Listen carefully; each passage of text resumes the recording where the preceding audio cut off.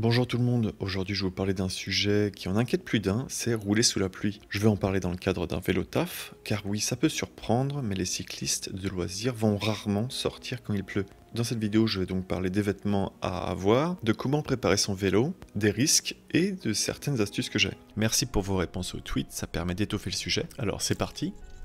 Pour ce qui est des vêtements, je les découpe en 4 parties. Ce que je porte sur moi, donc un casque avec visière, c'est mieux, des lunettes et des gants. Alors pour les lunettes, j'ai plusieurs filtres qui s'adaptent aux situations et que je peux changer, c'est super pratique. Ensuite, il y a ce que je prends pour aller travailler, un t-shirt, des chaussures, car j'ai des chaussures automatiques, donc oui, je me trimballe ça dans le dos, parce que je me vois mal me balader toute la journée avec des chaussures automatiques. Il y a ce qui reste toujours dans mon sac, c'est-à-dire un surpantalon qui protège aussi mes chaussures et un kawaii. Et il y a ce qui reste toujours au travail, c'est-à-dire une paire de chaussures, une paire de chaussettes, t-shirt, pantalon, tout le reste, et des gants, parce que j'avais la chance d'avoir un casier, je pouvais garder tout ça. Algernon! Vous allez me dire pourquoi avoir tous ces vêtements-là au travail. Eh bien, une fois, je me suis fait tremper jusqu'à l'os. Observation cycliste a également vécu, ça donne ça. C'est vraiment là, je suis trempé, mais trempé de chez trempé. Et je peux vous dire que ça fait plaisir de pouvoir se changer quand on arrive au travail complètement et de ne pas rester toute la journée trempé. Parce que des fois, ça arrive de se prendre la rincée au milieu du trajet et de rien pouvoir faire. Et je ferai également une vidéo spéciale vélo taf où j'expliquerai effectivement toutes ces petites astuces. Donc abonnez-vous! Et évidemment, avant de partir, on vérifie toujours la météo et on adapte les gants et le manteau si vous avez plusieurs sortes de gants et de manteaux pour être le mieux armé face à cette intempérie. Alors c'est vrai que je vous recommanderais toujours de porter des gants, mais surtout quand il pleut car les risques de chute sont beaucoup plus importants dû à l'adhérence qui est de moins bonne qualité. Il y a également le choix du manteau, préférez donc un manteau qui permettra d'être aéré. Vous pouvez ouvrir certaines parties du manteau pour éviter de transpirer avec. C'est pas bon d'avoir quelque chose de complètement hermétique parce que de toute manière vous allez avoir chaud. Alors ensuite le vélo, quand vous faites du vélo taf, c'est mieux effectivement d'équiper de garde-boue le vélo à l'avant et à l'arrière.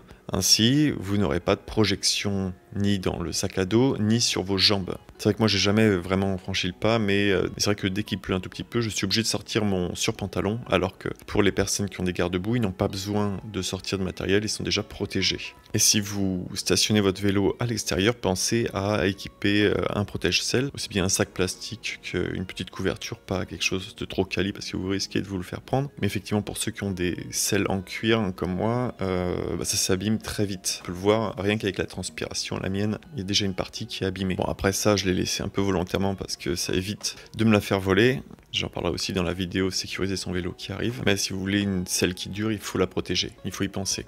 Alors ensuite, je vous conseille d'utiliser un porte-bagages sur lequel vous pourrez mettre votre sac à dos afin d'éviter d'avoir trop chaud. Encore une fois, c'est vrai que je montre pas l'exemple parce que moi j'ai un sac à dos que je recouvre avec mon kawaii. Donc si vous mettez votre sac sur le porte-bagages, pensez aussi à le couvrir avec un sac ou un protège-sac. Bien s'il est imperméable, c'est parfait. Ensuite, il y a les lampes qui sont très importantes. Moi personnellement, je les allume dès que je commence à faire mon vélo taf parce que j'ai aussi des tunnels sur le trajet et on n'est jamais à l'abri que d'un coup il y a un gros nuage qui passe et que la luminosité diminue ou qu'il y ait une grosse averse et qu'on ne voit plus rien. Donc c'est vraiment indispensable d'avoir des lumières qui fonctionnent quand vous roulez, aussi bien en journée que la nuit. Et donc quand il se met à pleuvoir, alors le conseil que je vous donnerais, c'est de vous arrêter très rapidement sous un bâtiment ou sous un arbre et juger de la situation, parce que généralement ça dure pas très longtemps, 15 minutes maximum. Si c'est de la grosse pluie, si c'est de la petite pluie, ça va durer. Et donc à ce moment-là, commencez à vous équiper avec votre surpantalon et votre kawaii, qui doivent être facilement accessibles dans votre sac. Et si la pluie est très forte, même si vous avez l'équipement, je vous conseille de vous arrêter et d'attendre car la visibilité peut être altérée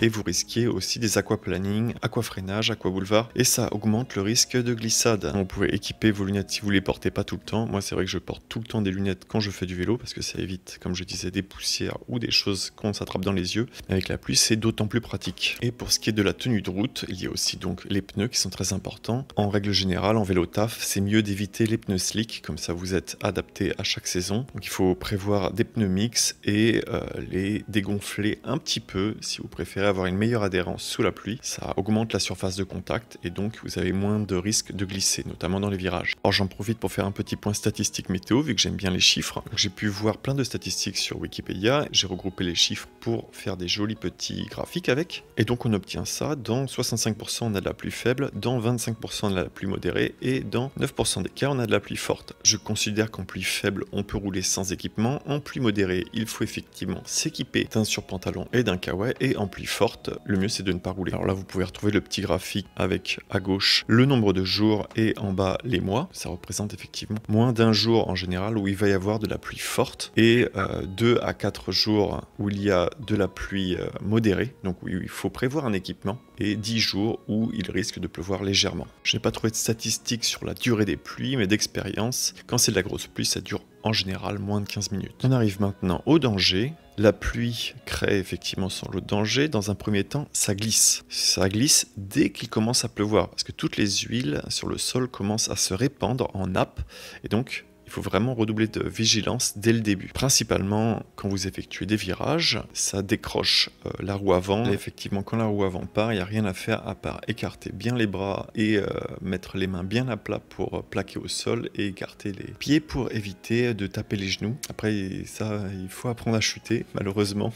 Donc voilà, dans les virages, ralentissez au maximum, restez au maximum droit sur le vélo et ne vous penchez pas, parce que ça va décrocher sur le flanc, il y a moins d'adhérence que sur le milieu du pneu. Pour ce qui est du freinage, si vous avez des freins à disque, tambour ou rétropédalage, il faut juste augmenter votre distance de freinage et essayer de ne pas bloquer la roue, parce que ça va glisser. Forcément. Pour ce qui est du frein avant, diminuer la pression, parce que moi d'habitude je freine à 70% à l'avant et 30% à l'arrière, donc celui-là plus c'est plus de 50-50. Pour ce qui est du frein à patin, là c'est un peu plus embêtant, parce qu'il faut que vous freiniez par anticipation, étant donné qu'il y aura l'eau à chasser et des saletés qui vont vous empêcher de freiner sur les premiers mètres. Il faut soit freiner de manière récurrente, soit bien anticiper avant le freinage. Donc il faut prévoir à peu près le double de distance pour s'arrêter. Ensuite, il y a les flaques d'eau à éviter, parce qu'on ne sait jamais ce qu'elles contiennent. Peut-être qu'il y a un nid de poule, peut-être qu'il y a creux à l'intérieur, donc quand vous en voyez et que vous n'avez pas le choix de l'éviter, roulez vraiment très lentement dessus, ou sinon roulez sur la chaussée. C'est vrai que généralement elle se crée le long du trottoir. Ensuite, au niveau des petits rebords, là il faut les prendre à 90 degrés, sinon c'est la glissade assurée. Donc vraiment s'arrêter et les chevaucher. Alors petite anecdote personnelle, il y a aussi les bandes de peinture. Ça c'est vraiment pire que le verglas, ne tentez pas de freiner dessus ni de tourner. Et moi je me suis vautré, mais alors méchamment sur ce type de choses. C'est horrible dès qu'il commence à pleuvoir, par exemple sur tout Magenta, c'est pareil. Dès qu'il commence à pleuvoir là-dessus, le sol est une catastrophe. Il n'y a pas de petits graviers, en fait tout est lissé, donc ça glisse. Il faut aussi garder en tête que les bandes de peinture sont moins visibles avec l'eau, et donc que les chauffeurs vont moins bien voir les vélos au sol, notamment sur les sens interdits, et les priorités. Donc faire attention à ne pas surprendre les autres usagers, rouler à une vitesse convenable et donc avoir une bonne luminosité pour être vu quand il pleut. Et bien sûr les piétons avec les parapluies qui voient un peu moins autour d'eux. Redoubler d'attention avec eux, utiliser la sonnette avec modération, mais utiliser la sonnette pour être entendu et ralentir à leur niveau. Alors pour ce qui est des astuces, moi, effectivement, je ne vais jamais forcer. Quand il pleut beaucoup, je préférais prendre les transports en commun où j'ai la chance de pouvoir faire du télétravail, parce qu'une pluie trop forte, c'est vraiment augmenter le danger, et moi j'avais 16 km à faire, donc c'est vraiment pas cool d'arriver au boulot complètement transpirant et trempé. J'avais la chance, comme je disais, de trouver des alternatives. Alors il faut aussi garder en tête que sur 365 jours par an, il y a de la forte pluie environ 16 jours, et si on calcule ça sur 228 jours travaillés, on est à moins de 3% pour de la forte pluie, et à 19% pour de la pluie faible continue qui ne dérange pas. Et ça peut vous donner des bonnes images. Néanmoins, il est important de toujours avoir avec vous votre petit sac de pluie avec tout le matériel. Comme ça, tous vos trajets resteront un plaisir. J'espère que cette petite vidéo à propos de la pluie vous aura plu. C'est le moment de remercier tous les tipeurs, car comme vous avez pu l'entendre, le son de cette vidéo est effectivement de meilleure qualité grâce au nouveau micro que j'ai. Donc merci Monsieur M et Koala qui roule. Je vous dis à bientôt pour de nouvelles vidéos et bonne route.